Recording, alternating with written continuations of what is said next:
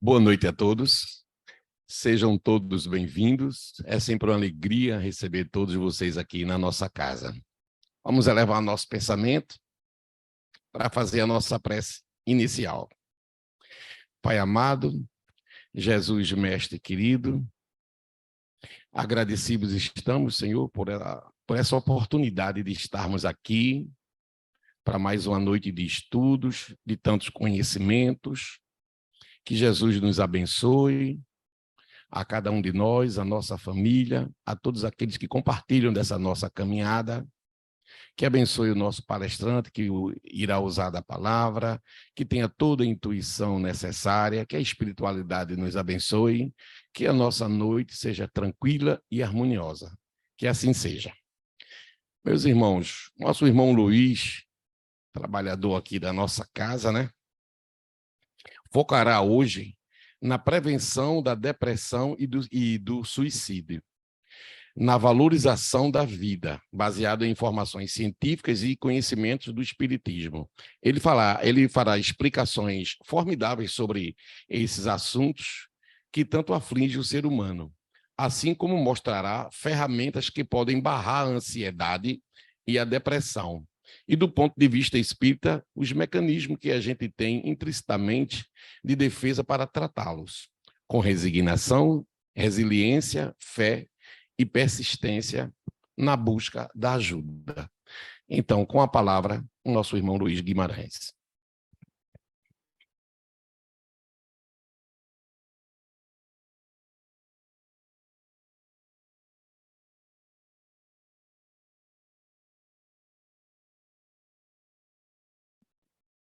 Boa noite, meus irmãos.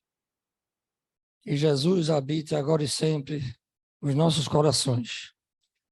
Eu trago um tema de grande importância para a humanidade, sempre atual, principalmente por causa das estatísticas cada vez mais alarmantes.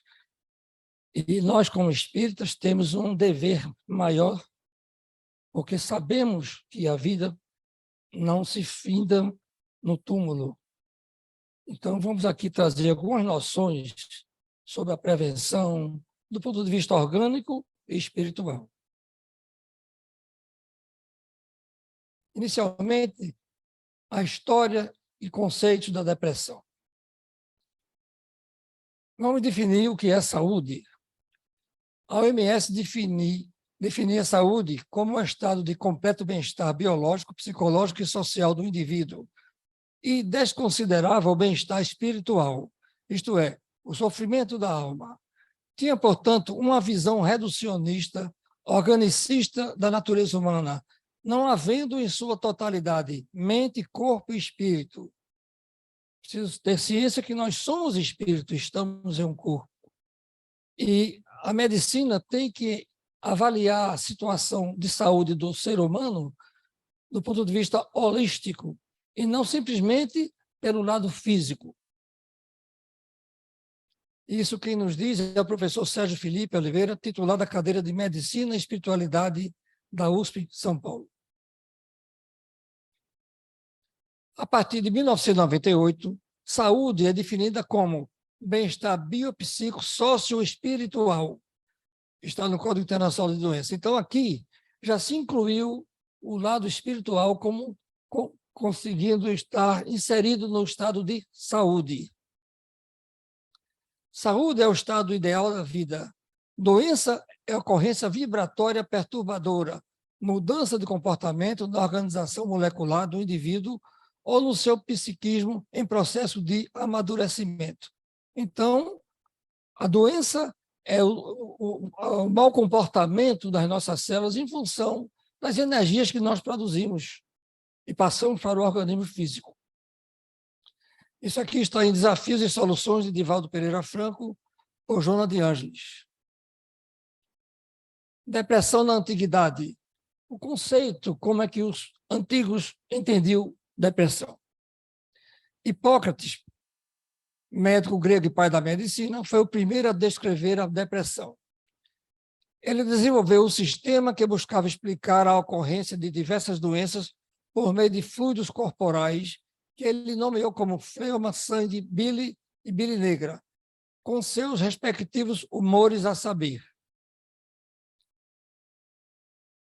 Fleumático é aquele indivíduo que tem, essencialmente, uma personalidade calma e relaxada, controlando bem as suas emoções, porém, é desconfiado e desmotivado. Sanguíneo é o entusiasta, expressivo, otimista, indisciplinado, egocêntrico e aprecia ser elogiado. No trabalho é enérgico, raramente os conclui. O colérico trata-se de um indivíduo dinâmico, ativo, independente. No trabalho é prático e estimula a produção. Contudo, é autossuficiente, insensível, intolerante e impaciente. E, finalmente, o melancólico, que corresponde à Billy Negra, é talentoso, artístico, pensativo, exigente, organizado. Perfeccionista, tem perfil egoísta, pessimista e tendência a baixa autoestima. Pelo que se vê, não se salva ninguém. Todos esses 4 elementos têm suas imperfeições próprias do ser humano. Em 1680, surge pela primeira vez o termo depressão para designar um estado de desânimo ou perda de interesse. Aquela criatura que não tem ânimo para a vida, não tem projeção de vida objetiva nenhum, então ele acorda e vai ser mais um dia de tormenta, porque ele não tem o que fazer, nem procura o que fazer. Somente no século XIX, com o aperfeiçoamento da psiquiatria e da psicologia, o termo depressão passa a ser mais utilizado e substitui a palavra melancolia. A visão espírita para esse processo. A depressão tem sua gênese no espírito, que reencarna com alta dose de culpa, quando renteando ao processo de evolução sob fatores negativos, que lhe assinalam a marcha, e de que não se resolveu por libertar-se em definitivo. Então, veja que a base, a origem é o espírito, porque nós trazemos o sentimento de culpa. Isso tudo leva à auto-obsessão, sentimento de culpa. Então, ter conhecimento de que a base de tudo isso é o espírito, aliás, como toda enfermidade. As impressões das nossas reencarnações anteriores estão evidentes em nossas características psíquicas. É a nossa memória atávica que nos acompanha como sombras de nossas existências pretéritas. Nós, quando nascemos, trazemos o nosso arquivo, que eu chamo de confidencial. E esse arquivo vai se manifestando durante as nossas existências, nos trazendo, fustigando, intuindo para que nós mantenhamos o erro. E daí o impulso que nós precisamos ter para corrigir e, por outro lado, em contrapartida, as influências que ainda trazemos do passado. Então, é aquela contenda, aquela luta interna que cada um tem que fazer. Com a consciência culpada, sofrendo os gravames que lhe laceram a alegria íntima, imprime nas células os elementos que as desconectam, proporcionando, em largo prazo, o desencadeamento dessa psicose que domina uma centena de milhões de criaturas na atualidade.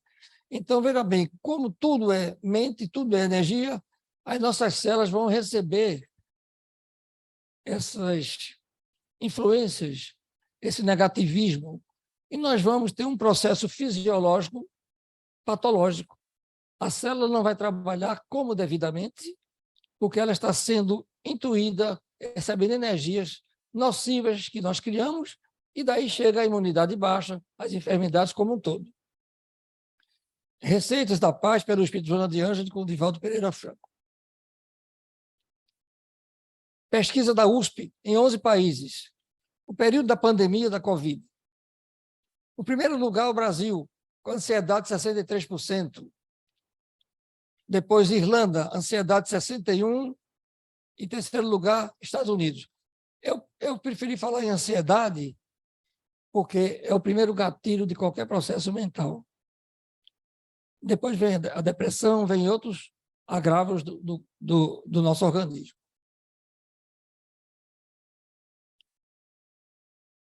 Mais de 300 milhões de pessoas padecem de depressão no mundo. Vivemos numa pandemia silenciosa. Não se fala, A Covid despertou porque atingiu todas as classes, raças, e o mundo se uniu para conseguir as vacinas. Veja como a dor nos une, não dispersa. Mas a depressão, quantos têm no silêncio, não se cuidam e, de repente, partem para o suicídio, que é o fator que nós buscamos prevenir. O passado nunca morre completamente para o homem. O homem pode esquecê-lo totalmente, mas esse passado ficará sempre registrado no seu íntimo. É a nossa memória, ela fica retida. Porque assim como ele próprio, em cada época, ele é simultaneamente o produto e o resumo de todas as épocas anteriores. Então, nós somos um acervo de tudo que já fomos e o que está acontecendo também vai ficar no nosso arquivo confidencial. Faz parte do eu do espírito. Podemos asseverar que, na maioria dos transtornos depressivos, as causas apresentam-se como de natureza espiritual. Isso é no livro Vitória sobre a Depressão, de Divaldo Pereira Franco. Então, observe que toda a gênese está no espírito. Qual é o médico que vai cuidar do espírito? Jesus. É o médico da alma. Segundo Emmanuel, a depressão interfere na mitose, que é a divisão celular, contribuindo para o envelhecimento precoce, aparecimento de câncer e de outras doenças imunológicas, facilitando as infecções. Mitose é esse processo. A célula, fisiologicamente, se divide em duas. Isso é o natural. Mas quando a célula está sendo acometida de irregularidade mental, quando nós criamos um campo mental negativo, denso, a célula recebe uma energia que não é compatível para o seu trabalho fisiológico. Então, ela começa a trabalhar com toda a irregularidade possível. Em vez de dividir por 2, divide por 4, por 5, é uma coxa de retalho.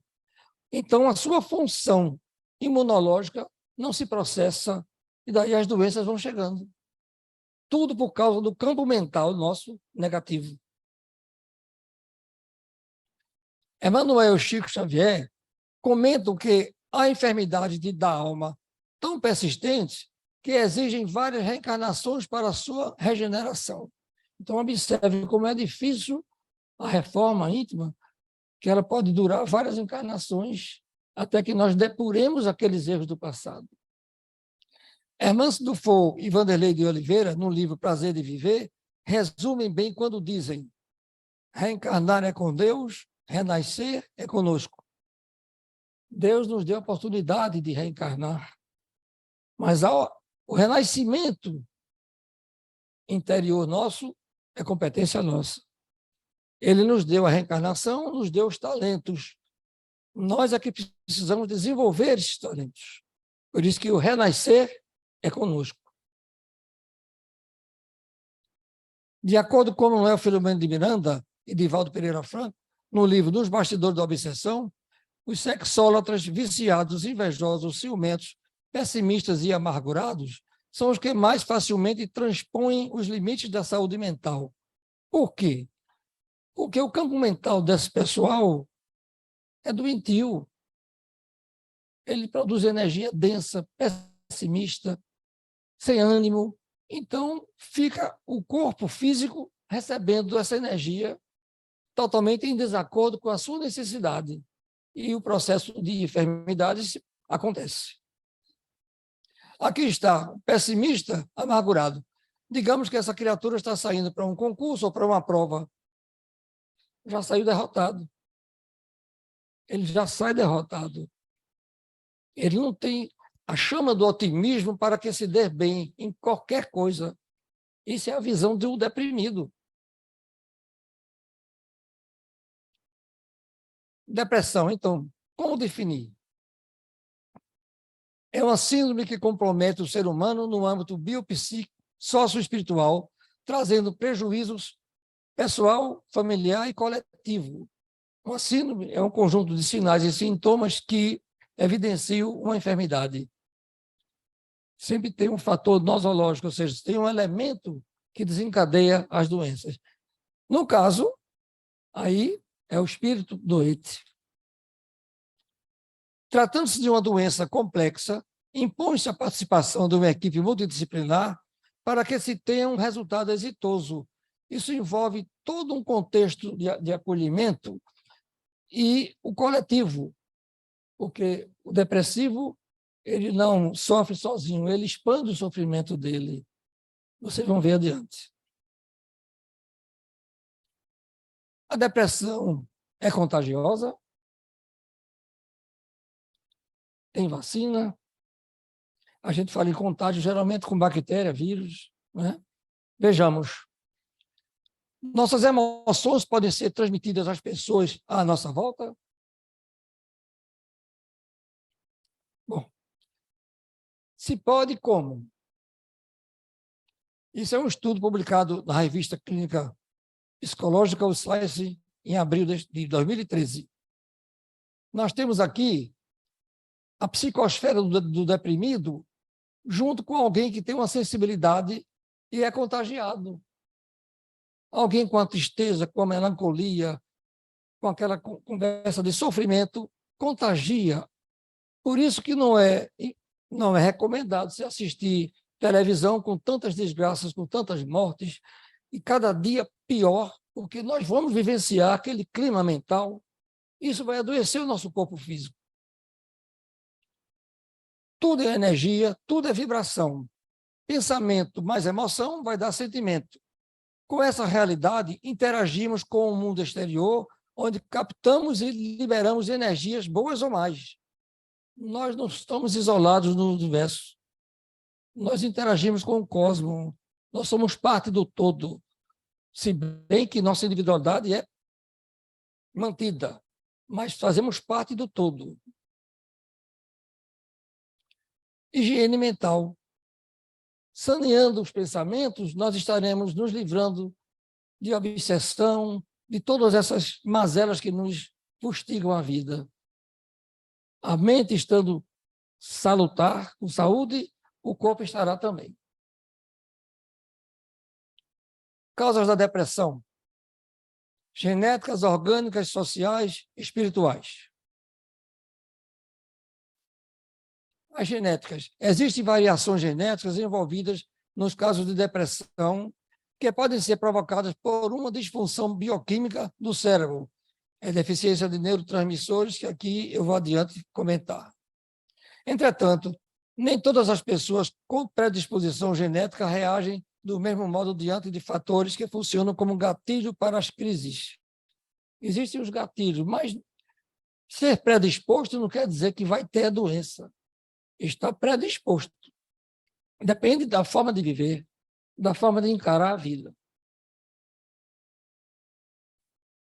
Traumas da infância, estresse físico e psicológico, doenças sistêmicas, hipotiroidismo, consumo de drogas, álcool, cocaína, anfetamina, que comprometem o bom funcionamento do cérebro, causando alteração no comportamento, no humor e na consciência. Esses fatores são os gatilhos que podem desencadear um caso de depressão. Isso é do Dr. Drauzio Varela. Neurotransmissores, o que são? Mensageiros químicos que transportam, aumentam e modulam sinais entre as células do corpo. São fundamentais para o funcionamento do nosso corpo. São neurotransmissores. Aqui nós temos adrenalina, luta ou fuga, noradrenalina para concentração, acetilcolina para aprendizado, glutamato para a memória, serotonina, humor, dopamina, prazer, endorfina, euforia e dor. Eu selecionei serotonina e dopamina porque isso aqui vai ter muito fundamento no tratamento da depressão. O nosso segundo cérebro, acho que muita gente já sabe onde está o segundo cérebro, né? Quem não souber vai saber agora. Veja bem. Serotonina e dopamina são dois neurotransmissores. Mais de 90% da serotonina e 50% da dopamina, responsáveis pela sensação de bem-estar e prazer, são produzidas pelos intestinos. Então, o intestino é o nosso segundo cérebro. por incrível que pareça, mas é. Por isso que alguém enfesado significa cheio de fezes. É esse o significado. E tratar de um deprimido sem olhar a função gastrointestinal dele, só com antidepressivo não fez nada. Porque com o estado de cheio de fezes, como se diz, o intestino não vai funcionar adequadamente para produzir a serotonina necessária. Então, não adianta tomar remédio tricíclico se o intestino não funciona bem.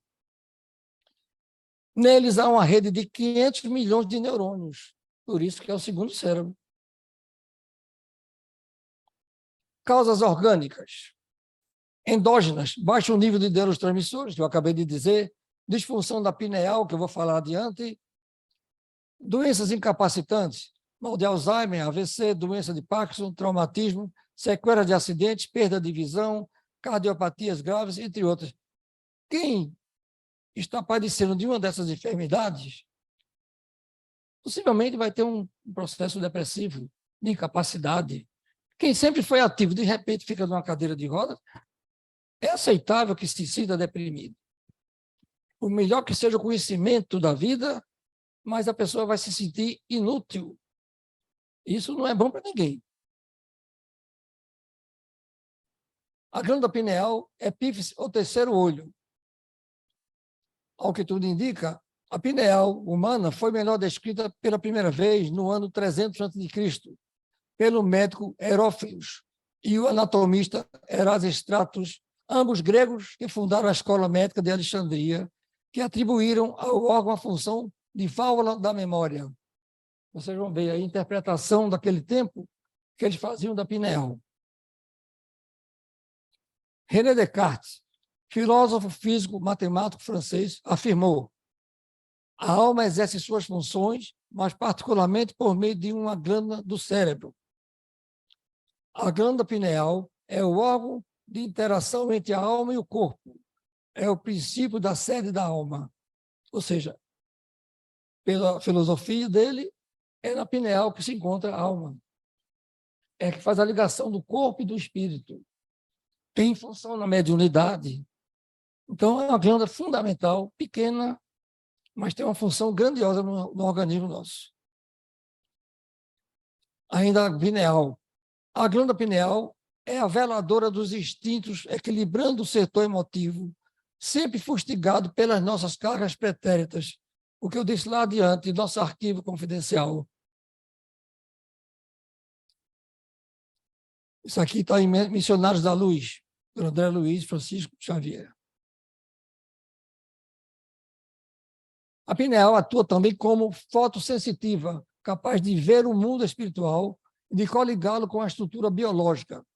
É o único órgão que se relaciona com a dimensão espaço-tempo. Como órgão sensorial, capta o magnetismo externo e o transforma em neuroquímica. Vive o dualismo espírito-matéria. Pode dizer que é nosso Wi-Fi. Ela está sempre captando tudo. A importância da pineal. Sérgio Felipe Oliveira é um estudioso profundo da glândula pineal. Então, aqui está ela com a dimensão de 8 milímetros por 5, peso de 100 miligramas. Possui funções fundamentais no controle físico-metabólico do corpo e na mediunidade. A importância, para nós que vivenciamos a doutrina dos espíritos, é importante ter conhecimento de tudo isso. Está etericamente ligada ao chakra coronário. Sua disfunção é também fator desencadeante dos processos de depressão e enfermidades físicas. Então, uma glândula desse tamanhozinho, como influencia a nossa vida? Aqui estão as ondas eletromagnéticas. A pineal, como é fotossensitiva, ela capta essas ondas. Ela é repleta de cristais de apatita. Essas ondas não são ricocheteadas, elas são repelidas. E quanto mais cristais de apatita o indivíduo tenha, melhor a sua mediunidade, porque com a quantidade de cristais, esse ricocheteamento vai aumentando o campo energético e vai dando essa possibilidade de ligação com o mundo espiritual. Aqui está o neurotransmissor. Aqui a sinapse, aqui chama-se fenda sináptica. Aqui é um neurotransmissor. Esse aqui é o receptivo. Esse é o transmissor, esse é o receptivo. Olha aí.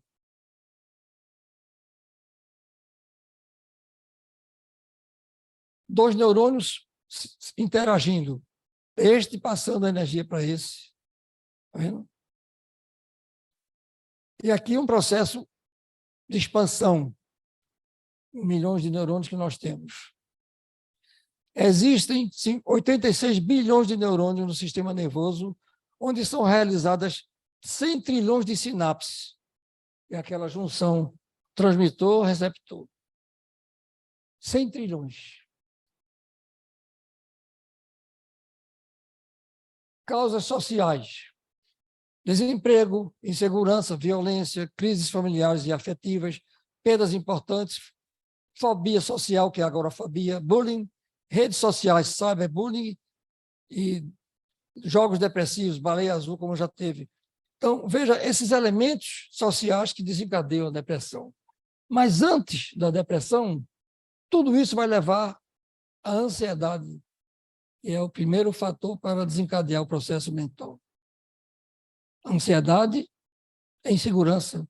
Então, quem sofre desses bullying, dessas mazelas, vai ter, antes de tudo, ansiedade. Saímos de casa hoje sem saber se o portão fechou, se alguém está olhando. Nós vivemos num clima de ansiedade. Todos nós. Causas espirituais. São as nossas imperfeições morais. São essas causas que nós trazemos, que precisamos melhorar a cada dia. É esse grande processo do ser humano, porque, do ponto de vista tecnológico, científico, nós já estamos muito longe, mas a moralidade está muito aquém do que precisamos. Livro dos Espíritos, questão 785. Qual o maior obstáculo ao progresso? O orgulho e o egoísmo. Refiro-me ao progresso na moral, porquanto o intelectual se efetua sempre. O egoísmo é a fonte de todos os vícios, como a caridade é a fonte de todas as virtudes. É por isto que a reforma íntima é difícil. Aqui nós temos dois exemplos. Alguém que errou, caiu na tristeza.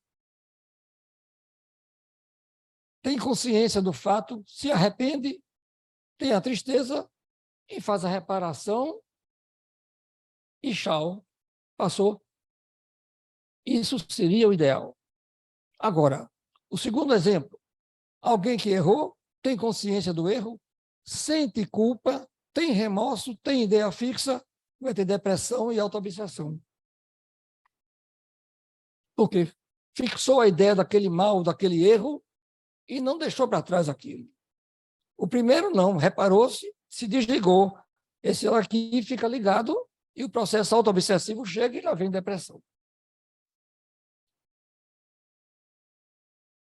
Os sintomas de depressão, irritabilidade, cansaço físico, desejo de morrer, sentimento de desesperança, negativismo. Tudo que é negativismo leva à depressão. Falta de ânimo. A pessoa, às vezes, tem um certo problema, que eu chamo de desafio, não chamo problema, e sucumbe. Nem olhou direito para o problema e já sucumbiu, já perdeu o ânimo de vida.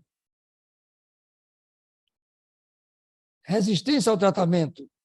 O depressivo não se considera doente, busca o isolamento, tem medo de assumir sua fragilidade, mantém silêncio, forma de agressão à família, se isola.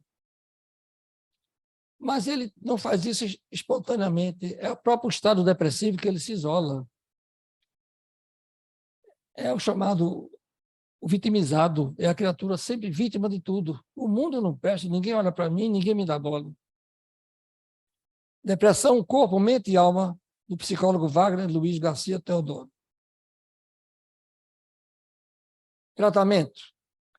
Antidepressivos, terapia cognitivo-comportamental, que é o DCT, que eu vou falar, controle hormonal, probióticos para melhorar a função intestinal, tratamento ortomolecular, o equilíbrio químico do organismo, fototerapia, que inibe a melatonina e libera a serotonina, porque a serotonina com a luz e a melatonina se processa no escuro, por isso que é bom dormir e não deixar a luz, para que a melatonina se processe, e é importante para o nosso repouso físico.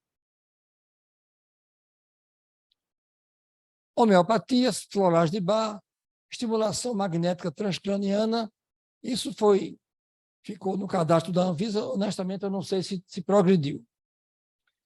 Cerca de 2/3 das pessoas tratadas respondem de modo satisfatório ao primeiro antidepressivo prescrito, porque não é somente o médico que vai resolver, como a casa espírita não resolve.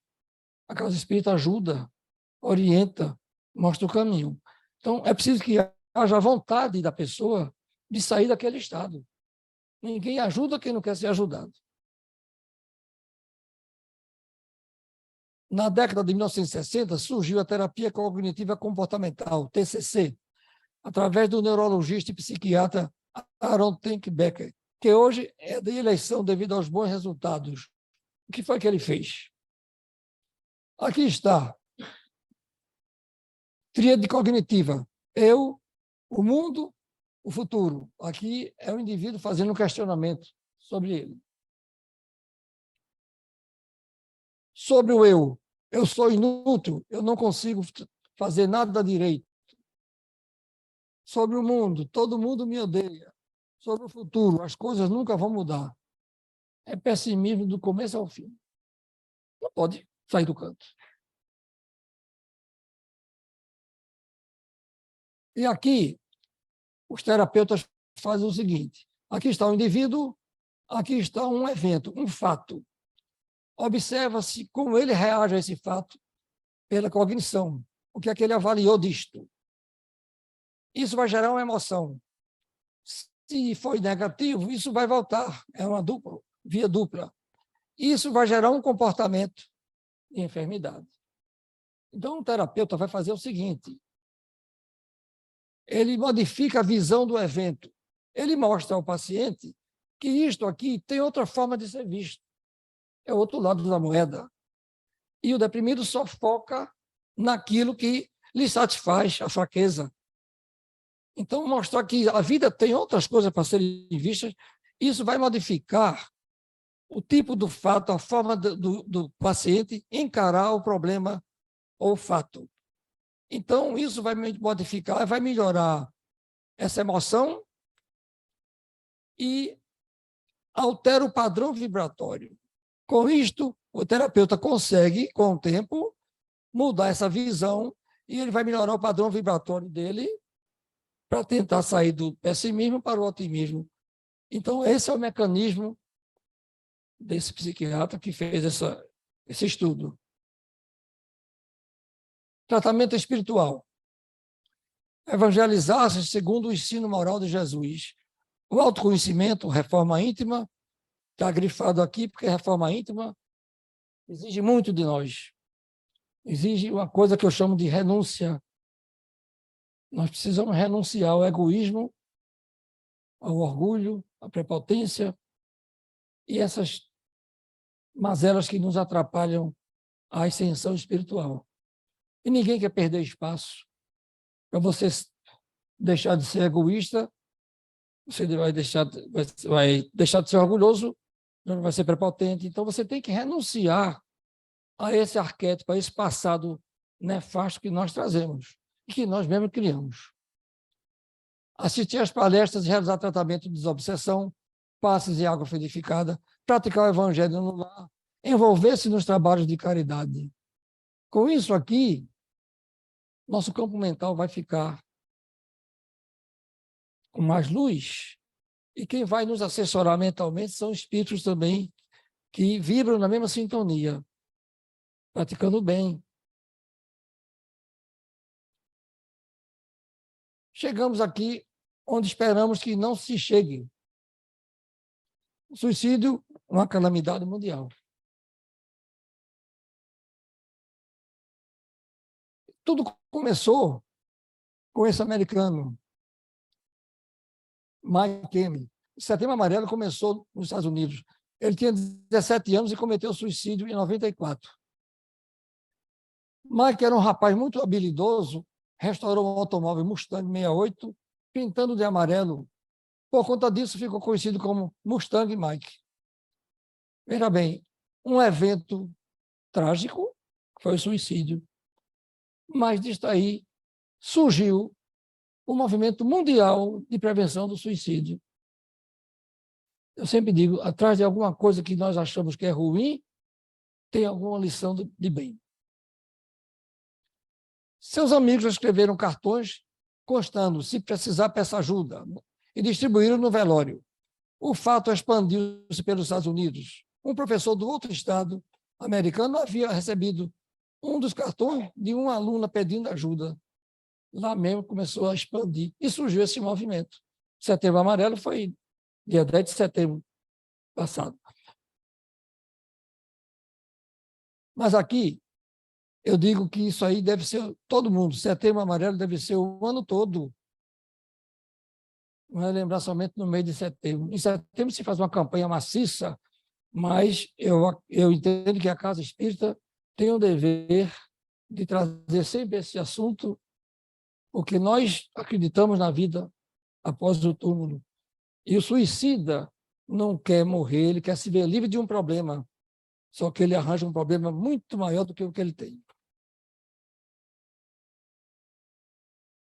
A visão espírita, Livro dos Espíritos, questão 944. O homem tem o direito de dispor da sua própria vida? Não. Somente Deus tem esse direito. O suicídio voluntário é uma transgressão da lei divina. Questão 957. Quais, em geral, com relação ao estado do espírito, as consequências do suicídio? Muito diversas são as consequências do suicídio. Não apenas determinadas, e em todos os casos, correspondem sempre às causas que o produziram. Há, porém, uma consequência a que o suicida não pode escapar: o desapontamento. Na raticidade, com a consciência lúcida, aí vem um sofrimento. O que fez, interrompeu uma existência que Deus deu para ele se melhorar.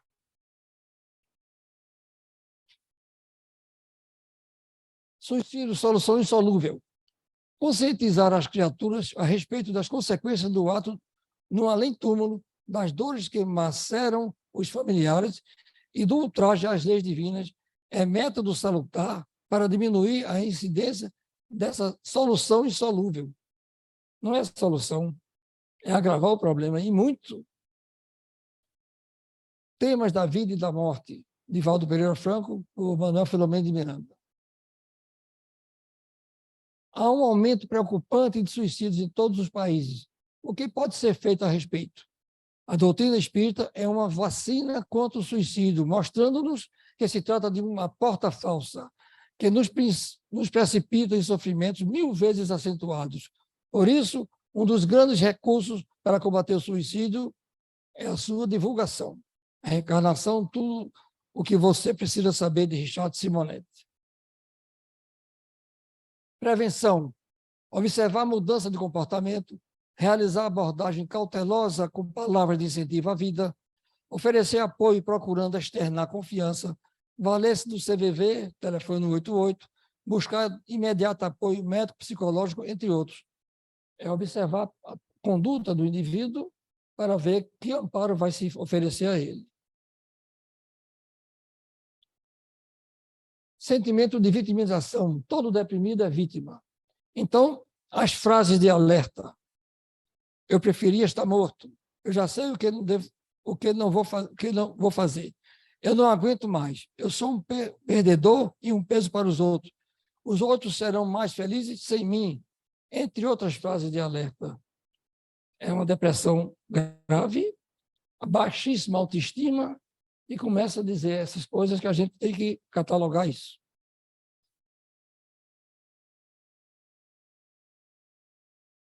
Às vezes o suicídio vai sendo tecido artesanalmente no íntimo da alma, e a pessoa não demonstra isso para nós. Dr. Neuri Botega, professor da Unicamp. A cada 40 segundos, uma pessoa tira a própria vida do mundo. Mais de 800 mil casos de suicídio ocorrem anualmente. Trata de um grave problema de saúde pública. No Brasil, a cada 46 minutos ocorre um suicídio. Por isso que a estatística assusta. Segundo o psiquiatra Rodrigo de Almeida Ramos, da Bahia, os índices apontam que em mais de 90% dos pacientes que se suicidaram havia uma doença mental relacionada. Sempre tem algum gatilho por trás. Na grande maioria dos casos, o diagnóstico associado era de depressão.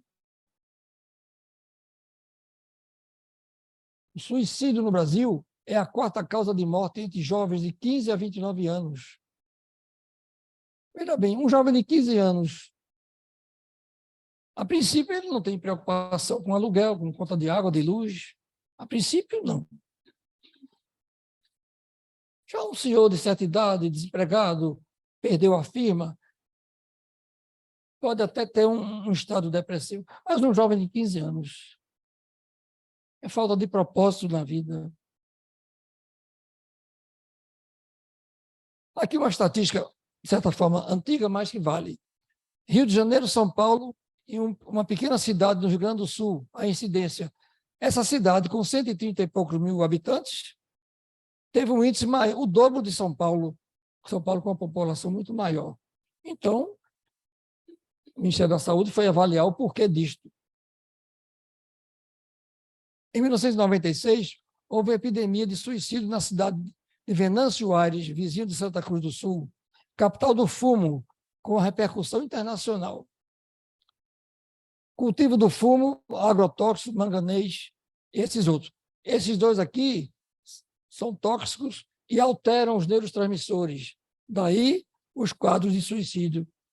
Eles foram achar nessa colheita do fumo, quando pegava as folhas que balançava, o agrotóxico era inalado e eles teve essa incidência imensa acima de São Paulo.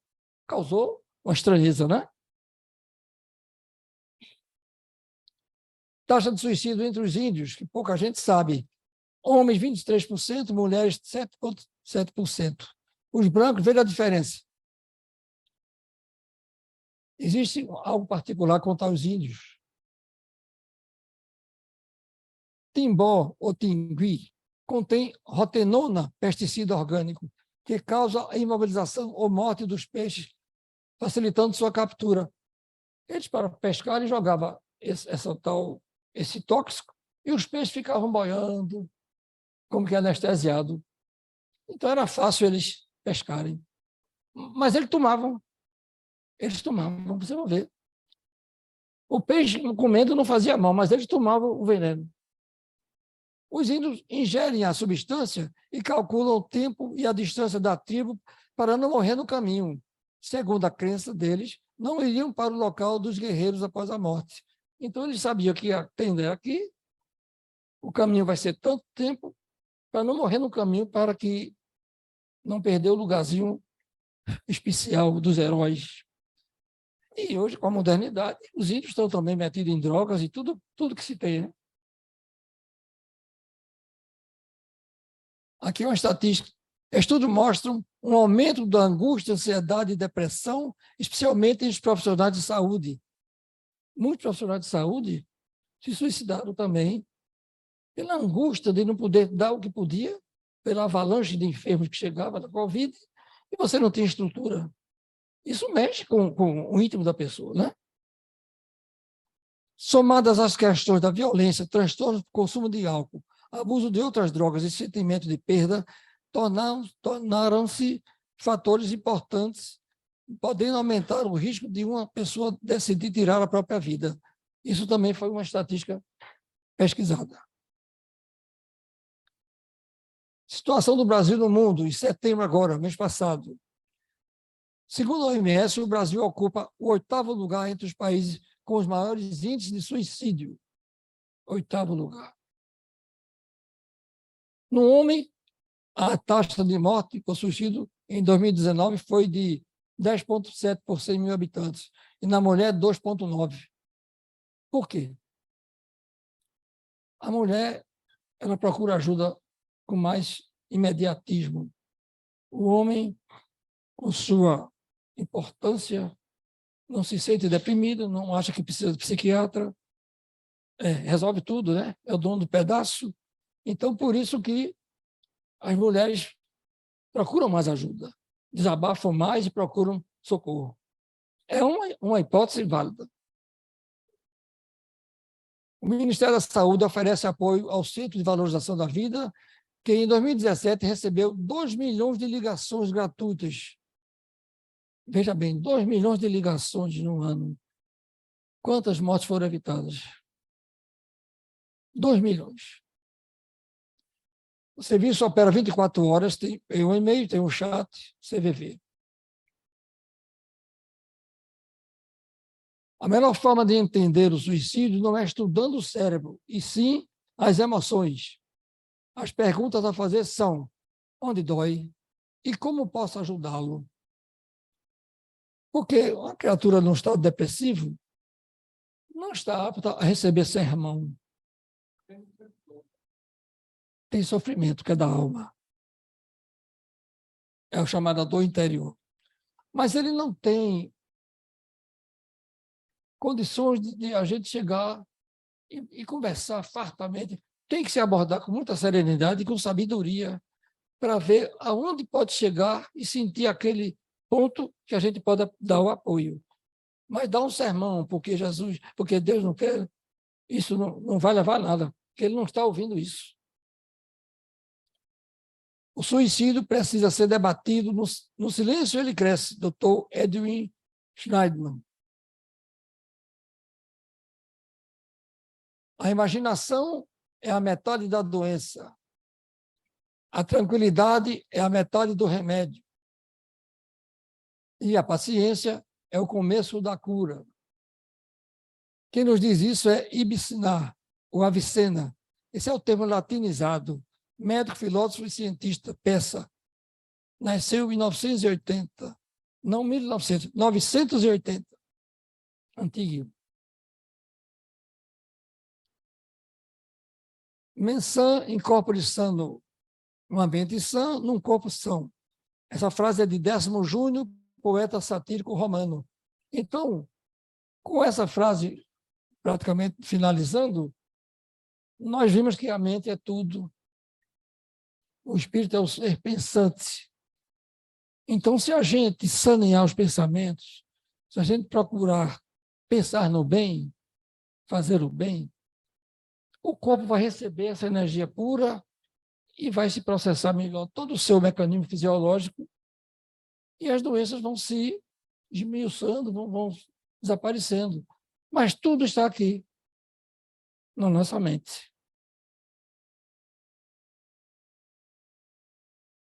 A vida é uma dádiva de Deus que deve ser preservada. Paz e luz, muito obrigado.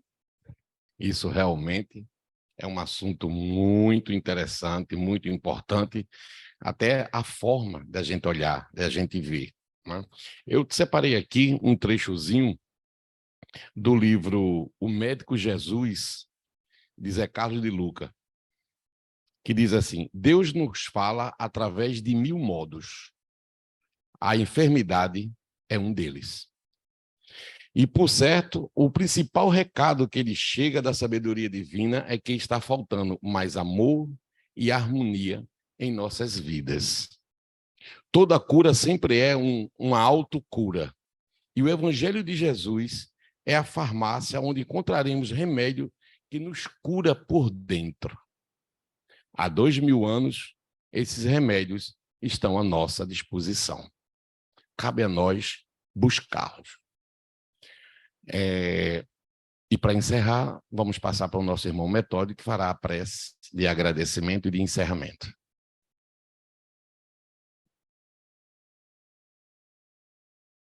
Agradecemos, Senhor, nosso Mestre Jesus, aos guias e mentores dessa casa, por mais essa oportunidade de estarmos aqui, nessa casa que é luz divina entre os homens, é a candeia do Cristo, nos iluminando, nos evangelizando.